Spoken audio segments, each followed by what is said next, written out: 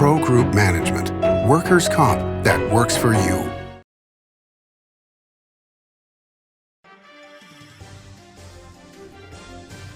Welcome to Nevada Newsmakers. On the broadcast today, April Becker joins us. She's the Republican candidate for CD3, running against Susie Lee, here for the whole show on an all-new Nevada Newsmakers. Wasteful Washington spending is killing us with inflation and sky-high prices on groceries and gas. Senator Catherine Cortez Masto voted to allow hundreds of millions of dollars of COVID relief funds to be squandered on a luxury resort in Florida, a New Jersey soccer stadium, a ski area in Iowa. Tell Senator Cortez Masto to start voting against reckless spending to stop inflation. Nevada families need cheaper gas and food, not frivolous luxuries in other states. Modern boutique Ahern Hotel and Events Center in Las Vegas. Host meetings and events on 2 floors. Stay in luxurious rooms and suites. Unlimited branding opportunities. Regional Italian cuisine by Chef Mark Segrisi. Flexible event spaces. Full buyout options. Visit ahernhotel.com today. I'm here at the Carson Valley Inn in Minden with Joey Whitaker. Entertainment here at the Carson Valley Inn is extraordinary. Yeah, super proud of the TJ's Corral, our outdoor venue, about 1,500 seats. We've had first-class entertainment out there. We've had Merle Haggard, we've had Chris Young, we've had Lee Brice a couple times, we've had Pat Benatar, Joan Jett, who's in the Hall of Fame. We're real proud out there, and it's just a great time. Watch CarsonValleyInn.com and grab those tickets early. It's not a long way to get away to the Carson Valley Inn. Pro Group Management offers workers' comp services to a growing number of industries. As businesses grow and change with the times, the need for a solid workers' comp program must be flexible and up to date. The evolving nature of regulations can make staying ahead of complex tasks challenging. But Pro Group Management simplifies the work so your industry can move forward and succeed. Pro Group Management, workers' comp that works for you. This is Nevada Newsmakers with host Sam Shad, a no-holds-barred political forum. Now, from the Nevada Newsmakers broadcast headquarters, here is Sam Shad. And back on Nevada Newsmakers, we're delighted to welcome back to the program April Becker. She is a Republican candidate for CD3, running against Susie Lee. Pleasure to have you back on the program, April. How goes the campaign? Just busy. Out in the district, trying to meet people and get my message across. All right, so let's start there. What's the message that you want to get across right now with all the different things that are going on that are concerning the public? Well, right now it's still the economy. People are struggling. They're worried about, what's going to be in the future, if it's going to continue to get worse. And that's the most important thing I hear from people when I'm out in the district. All right, and what's your response to people when they tell you about this? Hey, I feel it too. I mean, anybody who puts gas in their car feels the pain. And, they're bragging that it's down a little bit, but they're not putting into perspective that it's still 4 times more than it was a year ago. Gas is outrageous. Grocery stores, I was there yesterday buying groceries and there was a whole section that was empty. These things, they're scary when you have children that you're trying to take care of and a family. These are the things that are really important with people. And, that's the number one thing I'm hearing. It's interesting watching the Sunday shows over this past weekend. The administration is trying to tamp down fears of recession, but Larry Summers seems to feel that it's imminent. What are your thoughts on that? Well, I agree. I mean, this is something, I'm an attorney, so my area isn't the economy. It's not, my profession, but when you hear the professionals that actually work in economics, they've predicted this, they've been predicting it, and it's going to continue to get worse. So it's on everybody's mind.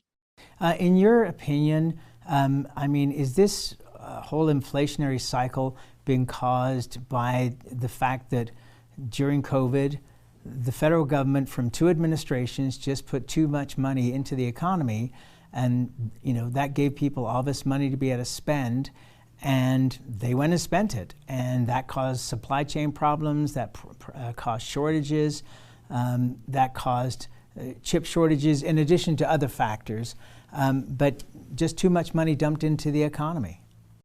Yeah, I absolutely think that's what happened. And we were warned. We were warned before that if we continued to spend money that we did not have, that this would happen, and it's coming to fruition. Well, the irony is, of course, it was money that we personally didn't have, but the federal government gave to us. And as I say, under two administrations, a Republican and a Democratic administration, trillions of dollars poured into the economy. People that hadn't had money before suddenly had a stockpile, and they're still living on it. Does it surprise you that we still have people unemployed when just about every business is screaming for employees? It's stunning, because we have the highest unemployment rate along with the most available jobs. And again, still in my family's restaurants, we still have half of our dining room shut because we can't get people to come into work. And what do you think the solution to that is? Because I would have thought once the federal government and the states were cutting off all these unemployment benefits, and other benefits that people were getting, that would force people to go back to work, and especially with the rising prices and everything that we just talked about earlier.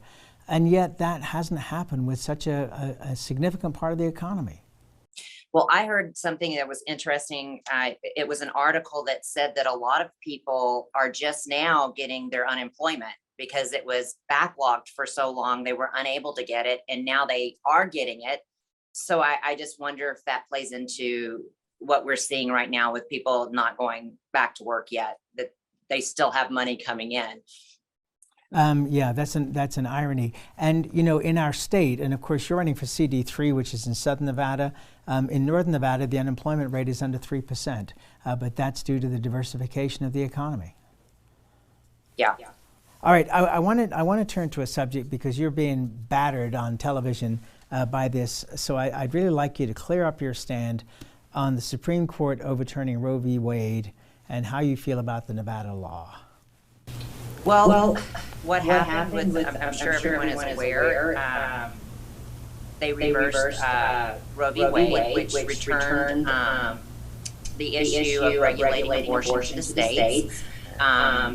You know, in Nevada, we've had laws on the books since 1990. It was passed by the citizens through referendum on the ballot. And that's the only way that any of these laws could be changed is through the same mechanism. So, you know, I laugh. It's not up to politicians on, you know, at least in Nevada, for what abortion laws will be. They're on the books, and the only way they can be changed is by the citizens. This is the will of the people of Nevada. And here in Nevada, citizens ruled that you can have abortion unlimited up until 6 months. So, you know, there's no way to change that except through referendum on the ballot. All right, now there is discussion, of course, as you know, about seeing changes on a federal level that would supersede Nevada law. How do you feel about that? Well, I don't understand how that could occur, because the Supreme Court has now ruled that there is no constitutional right to abortion. And the only things that Congress can rule on and pass laws for are things that, you know, are not, or that are allowed in our Constitution. So I don't understand how they think that that can happen, because it would, in my opinion, be unconstitutional. But they could pass it. Well, all right. So just throwing it out there, Congress could pass a law that outlaws abortion, and then it would have to go through the whole process to get back to the Supreme Court for it to be ruled unconstitutional. And with the makeup of the Supreme Court, one would think that there would be a lot of concern for those that are in favor of abortion, that could actually happen if there is the red wave that people are thinking about and the current makeup of the Supreme Court stays the same. Well, it's my opinion as a member of Congress that one of the most important things that we're supposed to do is uphold the Constitution. And when you have a very recent Supreme Court ruling that says that abortion is to be left up to the states, I don't see how you can, in good faith, pass a law in Congress that takes that away from the states when the Supreme Court just ruled that it is to be left with the states. All right, so let me just clarify this. So if you are elected to Congress and a bill like this came up, you would vote against it because on the grounds that it would be unconstitutional? Yes. All right. Let me also ask you, just to confirm this, because again, you've been under a lot of attack, as anybody living in Southern Nevada, I'm sure, is well aware at this point, that you are also in favor of exceptions when it comes to abortion, correct? Yes. And would you it's something those? that go ahead. Would you go ahead and state those? What your exceptions are? Rape, the health of the mother, just it's all outlined on my website. It's not a secret. The things that are being said in these ads are just absolutely untrue. And it's something that probably people don't realize, that if this were a super PAC that were doing these advertisements, they would be taken off the air because they're lies. But, something I wasn't aware of, politicians and candidates apparently can lie in their ads. Super PACs can't. So that's the only reason that these ads are still running. They're not true. I've never said any of the things that are being said in them. And, I just wish people would do their research and make sure they don't listen to everything that they see and hear on social media and on TV. Well, that would be a great thing for everybody on so many different levels. Are there any particular things that you want to state for the record that are completely untrue in those ads? Well, just that I'm going to pass a federal law banning abortion. I've never said that. I agree with Roe v. Wade being overturned. I've always felt it was an issue for the states. And in the state of Nevada, these laws have been on the books since 1990. All right, let's take a break. We'll come back, and we've got some other very gentle topics like this one to talk to you about. We'll be right back on Nevada Newsmakers with April Becker after this time out. Wasteful Washington spending is killing us with inflation and sky-high prices on groceries and gas. Senator Catherine Cortez Masto voted to allow hundreds of millions of dollars of COVID relief funds to be squandered on a luxury resort in Florida, a New Jersey soccer stadium, a ski area in Iowa. Tell Senator Cortez Masto to start voting against reckless spending to stop inflation. Nevada families need cheaper gas and food, not frivolous luxuries in other states. As you know, Reno is booming. Toll's development company is helping it grow with insightful design and development, building community with every project, adding beauty, adding excitement, emphasizing our shared humanity. Reno is becoming bigger. Toll's development is helping it become better, more livable, more enjoyable. To learn more, go to tollsdevelopment.com. tollsdevelopment.com. Like a traditional handmade basket, retail is woven into the fabric of life in Nevada. From big box to mom and pop, retail supports our communities in countless ways. Jobs for the disabled, team uniforms for kids, help for the elderly, and so much more. Retail employs over 1 in 10 workers. Retail supports Nevada, and we support retail. RANNV.org. For Nevada women and families, it's no joke. The Supreme Court has overturned Roe v. Wade, taking away a woman's right to an abortion. But Adam Laxalt calls that right a joke. Listen. Roe v. Wade was always a joke. Roe v. Wade was always a joke. No wonder, as Attorney General, Laxalt made it a priority to push abortion bans that let the politicians overrule women and their doctors. It's not a joke. It's our right. Women Vote is responsible for the content of this ad. This is Nevada Newsmakers. And back on Nevada Newsmakers, we continue our conversation with April Becker. She's a Republican candidate for CD3. Let's turn from one hot topic to another, immigration. You've been quite vocal about your thoughts on what's going on the border. But let me ask you about this, because we see in so many of the different trades, and you're a real estate lawyer. You know the difficulty that the construction companies are having in getting employees. It's all across the economy, not only in Nevada, but across the country. What kind of immigration policy would you be in favor of to be able to allow people to come here to work, not necessarily citizenship, but allow people to come here to work, to fill in jobs that Americans, as we discussed earlier, at this point in time are just not willing to do? Well, I think we've always had a system that allowed people to come here and work. They pay taxes, they participate in our economy, and I don't see any problem with that. But there needs to be checks and balances, and we do need to secure our border so that we know who is coming in and out.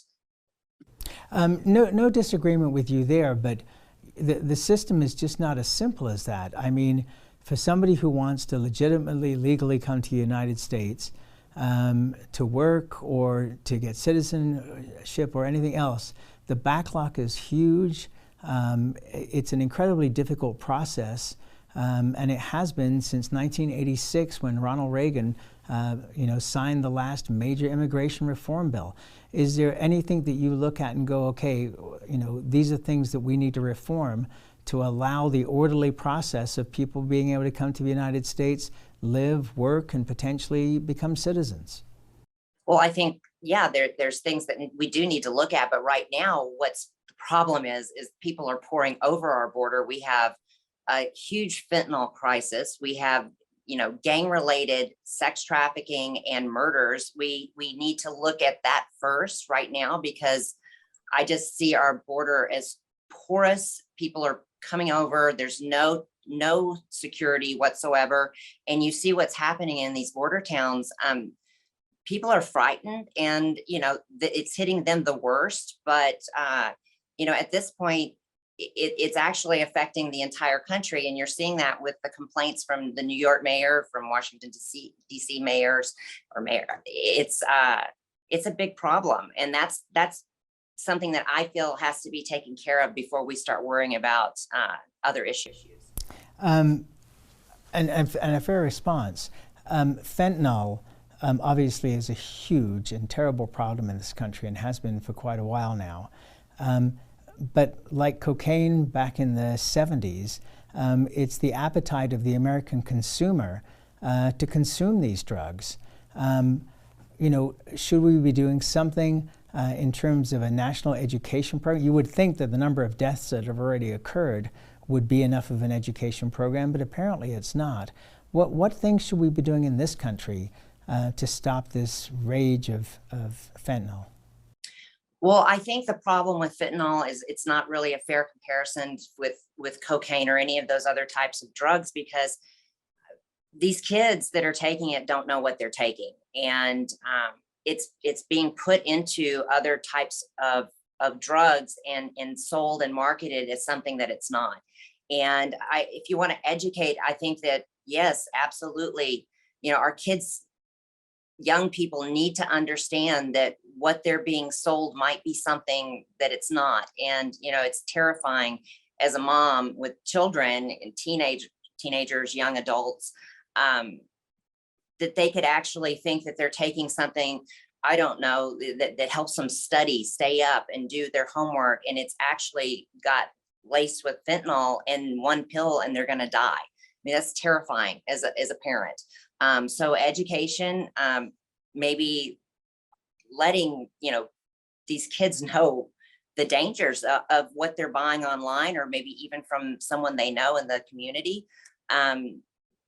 It's not what they're being told, and it's deadly. All right, let's take another break. We'll be back more with April Becker after this timeout. The Nevada Builders Alliance has been protecting the interests of the construction industry for over 50 years. Our programs save members thousands of dollars every year and allow them to provide much-needed benefits to their employees. Our industry also allows Nevada to grow. If you're thinking about a career in the construction industry, reach out. And if you haven't thought of a career in construction, what are you waiting for? We are the Nevada Builders Alliance. Each day, the Children's Advocacy Alliance partners with leaders, legislators, and families across Nevada to improve children's health, education, economic well-being, and safety. We recognize Nevada will be no better than the state of its children. Be a part of this change. Be a supporter of the Children's Advocacy Alliance. For more information, go to caanv.org. Southwest Specialties has been making the homes and businesses of Nevada beautiful for more than 20 years. Their experienced designers and craftsmen create the walkways, backyards, water features, and a variety of outdoor cooking areas that add curb appeal and value to your investment. Call today or visit them at their website and see how they can make your outdoor spaces special. Southwest Specialties, creative, distinctive, beautiful. Hi, I'm Renee Summerauer, digital news anchor here at 7 at 7. Watch our streaming nonstop newscast immediately with your mobile phone. 7 at 7 is the new way for you to get every bit of local news you need in just 7 minutes. Breaking news, local neighborhood news, weather, and sports are just a click away. Reporters bring you all of what's happening in the Valley. From Roku, Amazon Fire, Apple TV, YouTube, and more. Get every bit of local news you need from the RJ and LVRJ.com. This is Nevada Newsmakers. And back on Nevada Newsmakers, we continue our conversation with April Becker. She is a Republican candidate for CD3. You've gotten endorsements from major figures like Nikki Haley and Kevin McCarthy. Are you seeking a Trump endorsement? I would take an endorsement from President Trump, from anyone that's in leadership. It's nothing better than having, that acknowledgement that you're doing a good job and that people believe that you're the right person for what you're running for. What do you think about the Joy Gilbert lawsuit that is now, in quotes, based on algorithms? What do you make of that? I haven't read it. I haven't seen the lawsuit, but people sue all the time, and they have the right to be heard. So if they have the case and the evidence, then it should be heard in a court of law and determined, that whether it's a jury or just a judge making that decision. I think everyone is entitled to that. And I wouldn't disagree with you on that. You won the primary. Was it a fair and legitimate win? I would hope so. I had 4 guys run against me. I won with 65% of the votes, so I'm pretty happy about that. I was excited. Okay, but fair enough. But I just wanted to make the point that you're a Republican. You won the election in the primary, and that you are comfortable that you were legitimately elected. Yeah, I think I won by, something like 26,000 votes. So I felt pretty comfortable. I won that night. It was by a large enough margin that they were able to call it before the end of the evening. So I had no questions about it.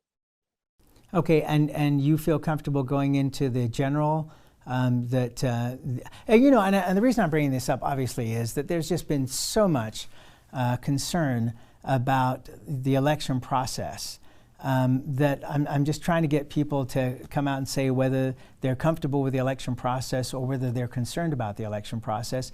Are you, convinced at this point that, and I'm not saying that if something came up that bothered you that you wouldn't go out and sue, but are you comfortable with the election process that's in place, that you're heading into a fair election? Yeah, I've been assured that the voter rolls have been cleaned up, and I don't think in 2020 we were ready for a universal mail ballot election, but I've been assured that things have been cleaned up, the voter rolls, and it's not easy to run for office. It's very expensive, it's time consuming, and if I didn't feel comfortable with the process, I wouldn't be doing it.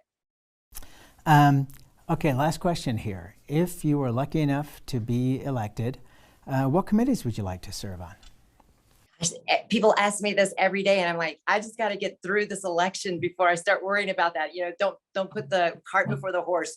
But you know, I've looked at a lot of the committees. I'm sure that I'll be considered for judicial because, you know, I am an attorney, or the Judiciary Committee.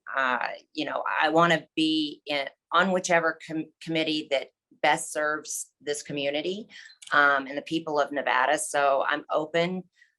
You know, as a freshman, I doubt I'll get one of the, you know, the choice picks, but they've run a lot of things by me, and I'm open for whatever will help the people in this community. All right. So last question: if she's willing to do it, will you debate with Susie Lee on this program?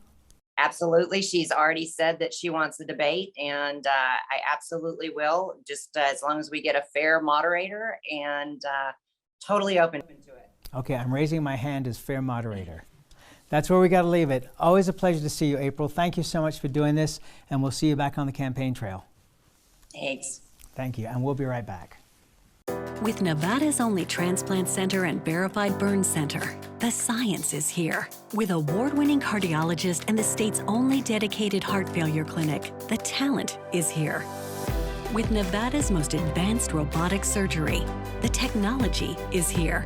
And with the Silver State's only designated pediatric trauma center, hope is here. All because we are here. UMC. I'm here at the Carson Valley Inn in Minden with Joey Whitaker. One of the things I love about the Carson Valley Inn here in beautiful downtown Minden is CV steak. I have eaten here so many times. Tell folks what they can expect when they come here to eat. It's a beautiful room, great service. We have certified Angus beef, seafood, lamb, a great range of appetizers, and wonderful desserts. Jean-Michel's done a great job of selecting some beautiful wines for us. The customers love it, and we've got a great selection of cocktails as well. It's not a long way to get away to the Carson Valley Inn. A bird's eye captures its surroundings at different heights. At Brian Culpa Photography, we can make your imagination soar over buildings, parks, cityscapes, and beyond. Brian's images tell the story and get the job done. If you need a new perspective to tell your story, contact Brian today. Brian Culpa Photography. Experience the bird's eye view at brianculpaphotography.com. Safety is the #1 priority for the trucking industry. Over $7 billion a year is spent on technology like this electronic eye that will apply the brakes automatically. But the most important factor for safety is the truck driver. These hardworking men and women who safely move over 70% of our nation's freight and 94% of Nevada's. We thank you because trucks move America forward. Ahern Rentals began as Signal gas station on Las Vegas Boulevard. Founder John Ahern grew the business by offering rentals. His son Don built on John's legacy, growing Ahern Rentals into the largest independently owned American rental company with 89 locations in 30 states. Don also brought his experience and vision to equipment manufacturing with Extreme Manufacturing and Snorkel. Today, Ahern Rentals continues to bring its family values to a new generation. Learn more at ahern.com. As always, you can watch Nevada Newsmakers 24 hours a day at nevadanewsmakers.com. You can also check our archive going back to 2005 on our website. Again, nevadanewsmakers.com. We'll see you on the next show.